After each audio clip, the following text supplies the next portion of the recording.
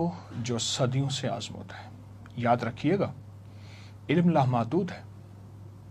किताबों में कलमी हाथ की लिखी हुई या मतबूआ प्रिंट, हमारे असलाफ ने, हमारे बड़ों ने, जिनकी ज़िंदगी तकवे में गुजरी, हलाल और हराम की पहचान में गुजरी, उन्होंने ज़िंदगी में बहुत कुछ दिया है। तलाश मुझ जैसा फ़कीर अगर करके लाता है तो उसकी तलाश से नफ़ा उठाएं।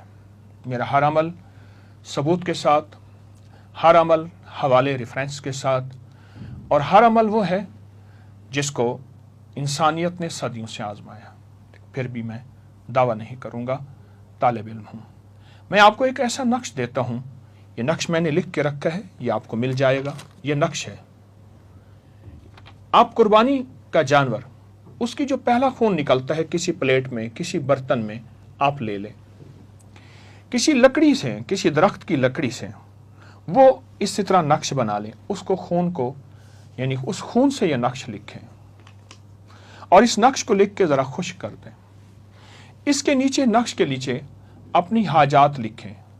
अगर हाजात ना लिखें, लिखते हुए अपनी हाजात का तस्वुर करें और फिर उसके बाद इस नक्श को लपेट कर किसी दरख्त पे लटका दें टेपिंग करके, या किसी कब्रिस्तान में दफन कर दें। इन दोनों में से जो आपको सहूलत हो। दरख्त अगर फलदार हो ठीक है, जिसमें कांटे ना हो, वरना जो दरख्त भी आपको मयस्सर है। ये नक्श बहुत ताकतवर नक्श है, बहुत हैरत अंगेज बाकमाल नक्श है। एक दुर्वेश गुजरे हैं अरब की दुनिया में, शेख शम्सुद्दीन अल कुबरा रहमुल्लाह। वो हमेशा ईद यानी ईद उल ज़ुहा में एक नक्श लिखा करते थे। वो फरमाते थे, मैं जितने नक्श लिख सकूंगा उतने दूंगा। दुनिया जमा होती थी कि हमारी किस्मत में वो नक्श आ जाए। वक्त के मुहद्दिस, फ़कीह, वली, अल्लाह के नेक बंदे वो नक्श लिखते थे और वाज़ेह फरमाते थे कि मैं कुर्बानी के गोश्त, कुर्बानी के खून से, जो पहली कुर्बानी की छुरी फेरने में पहला खून निकलता है, उससे नक्श लिखता हूँ। और वो नक्श जिस मकसद के लिए जो बंदा लेता था, या दफन करता था या लटकाता था, अल्लाह पाक उसका मकसद पूरा कर देता था।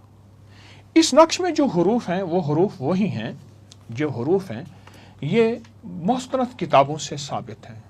ज़रूरी नहीं हर्फ हर्फ में, हर हर्फ में समझ आ जाए। आप कोई भी अपना कोड मिलाएं तो स्टार और हैश, मुझे कोई बंदा स्टार और हैश का माना बता दे। स्टार और हैश, इसमें भी स्टार और हैश हैं, इसका कोई माना बता दे। ये पुराने हुरूफ सदियों से चले आ रहे हैं। ये वो ज़ुबानें हैं